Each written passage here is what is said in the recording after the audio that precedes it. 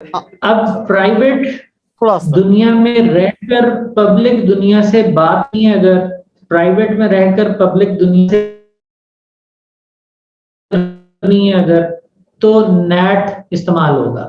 अब नेट क्या जादू करेगा कि आप प्राइवेट आईपी अपने कंपनी के अंदर इस्तेमाल करें और साथ ही साथ पब्लिक दुनिया से भी बात कर लें। शुरू में हमने अभी डिस्कस किया था कि पैकेट जब यहाँ से निकलेगा और पहले आईएसपी राउटर के पास आएगा, अगर डेस्टिनेशन आईपी उसका 192.168 है तो वो डिस्कार्ड हो जाएगा। तो अब क्या किया जाएगा, नेट किस तरह से आपके यहाँ पे मददगार होगा, उस चीज को अब हम तफसील से देखते हैं। हैविंग सेड दैट, यहाँ पे थोड़ी देर के लिए आप ये ज्यूम करें कि आपने एक पैकेट सेंड किया जिसका सोर्स आईपी तो आपने, डेस्टिनेशन आईपी तो आपने पब्लिक कर दिया, यानी पहले प्राइवेट था अब आपने पब्लिक कर दिया, लेकिन सोर्स आईपी आपका अभी भी प्राइवेट है। अब अगर ये पैकेट आता है आईएसपी के पास तो क्या होगा? आईएसपी को कंसर्न किससे है? आईएसपी को कंसर्न है डेस्टिनेशन आईपी से।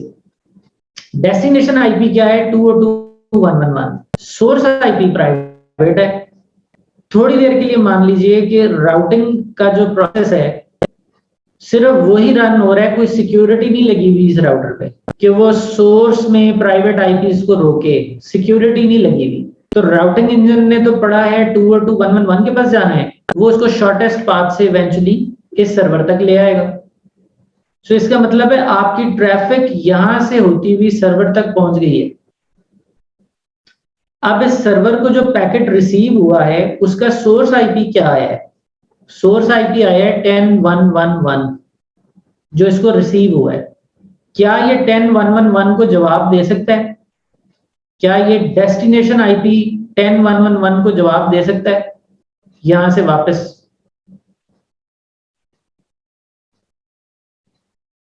क्या डेस्टिनेशन आईपी 10.111 को जब ये जवाब देने के लिए अपने नियरेस्ट आईएसपी राउटर के पास जाएगा तो वो कह नहीं देगा कि भाई 10.111 तो मुझे पता ही नहीं किधर है, सो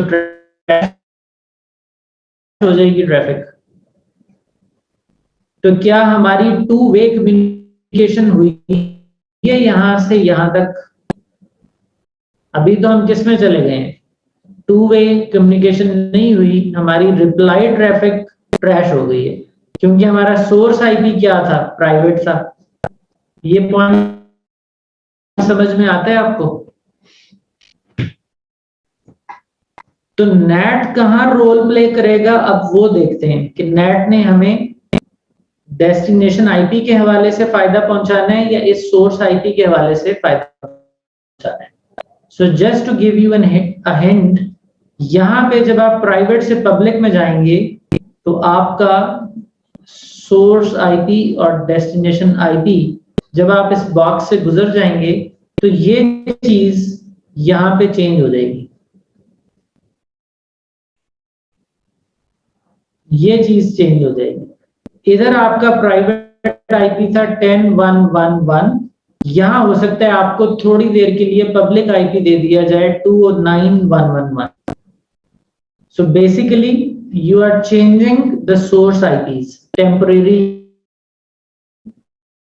through NAT.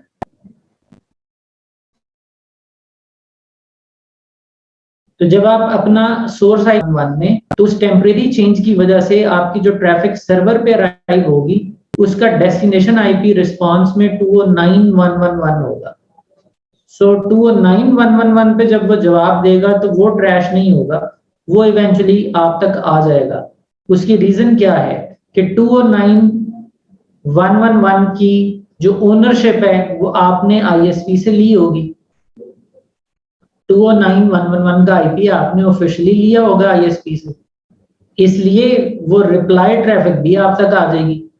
सो यहां लैन कार्ड के ऊपर 10 का आईपी चल रहा है फॉर एग्जांपल, वेयर एज आपने कम्युनिकेट कर लिया है एक पब्लिक आईपी से, रास्ते में आप कन्वर्ट हो गए थे किसी पब्लिक सोर्स आईपी पे टेम्परेरीली। सो ये कुछ नेट करेगा, बट आइए इसको तफसील से मजीद देखते हैं। सो RFC 1918 और पब्लिक आईपी एड्रेसेस का कॉन्सेप्ट हम सब ने ग्रैब कर लिया कि इन आईपीज में कोई ऐसी पाबंदी नहीं है मिन हैसुल आईपी का protocol stack, they are just like any IP which is not private in IP protocol stack, but this is just an administrative initiative कि हम इनको इंटरनेट पे रूट नहीं करते। Private IP addresses can not be routed over the internet, can not be को मैंने explain कर दिया आपको, ये कोई टेक्नोलॉजिकल इशू नहीं है, ये एक यूनानिमस एग्रीमेंट हुआ है and that agreement is 1918। So due to this law, this rule, we cannot route them. So NAT is used to translate private IP addresses to public addresses that can be routed over the internet then. One public IPv4 address can be used for thousands of devices that have private IP addresses. ये एक अगली बात की जा रही है। So one public IP version 4 address can be used for thousands of devices that have private IP addresses. यहाँ पर हम बात कर रहे हैं saving public IPs की, यहाँ पर हम बात कर रहे हैं IP multiplexing की, यहाँ पे हम बात कर रहे हैं PAT की, port address translation, but we will talk about that later on. So हमारे पास कोई पूछ सकता है कि अगर मेरे पास 10 प्राइवेट आईपी हैं, I have 10 private IPs, तो नेट को इस्तेमाल करके मुझे पब्लिक आईपी कितने चाहिए होंगे? अगर मेरा जवाब 10 का ही है तो क्या फायदा हुआ इस नेट का? 10 प्राइवेट हैं, उनको चलाने के लिए 10 ही पब्लिक आईपी चाहिए, तो क्या फायदा है फिर नेट का? फिर मैं ये 10 आईपीज लेकर आईएसपी से अपने पीसीज पर ही दे लेता हूं, खत्म बात। कॉस्ट तो नहीं बच रही ना ही आईपी बच रहे हैं। सर समटाइम सिक्योरिटी के लिए भी यूज करते हैं हम लोग, नेटिंग कर लेते हैं। हाँ, तो पॉइंट है कि अगर आपके पास प्राइवेट आईपीज 10 हैं तो पब्लिक आईपीज 10 ये नहीं होगा, means 1:1 is equals to no public IP saving।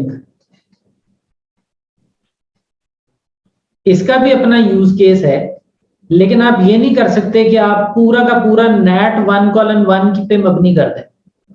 This does not make sense. हाँ, फ्यू नोड्स जो हैं वो 1:1 पे आ जाएंगी, उसकी जरूरत हो सकती है, लेकिन मोस्टली हम क्या करते हैं, हम n:1 के ऊपर ही आते हैं। सो हमारे पास n प्राइवेट है और हमारे पास 1 पब्लिक है। This is where you actually get the value of NAT. क्या आपके पास बहुत सारे प्राइवेट आईपीज हैं, आपके पास कम पब्लिक आईपीज हैं, आप फिर भी अपना काम चला रहे हैं। This is where NAT adds value,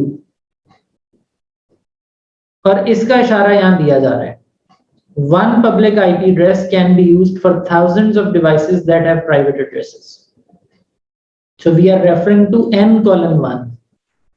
So ज्यादा चीजों को किसी एक चीज पर राइट कराने को मल्टीप्लेक्सिंग कहते हैं। और इससे हम क्या सेव करते हैं? Public IPs. 1:1 भी हो सकता है, but there we do not save IPs. There what we do, we get security. This can be for security or hiding purposes.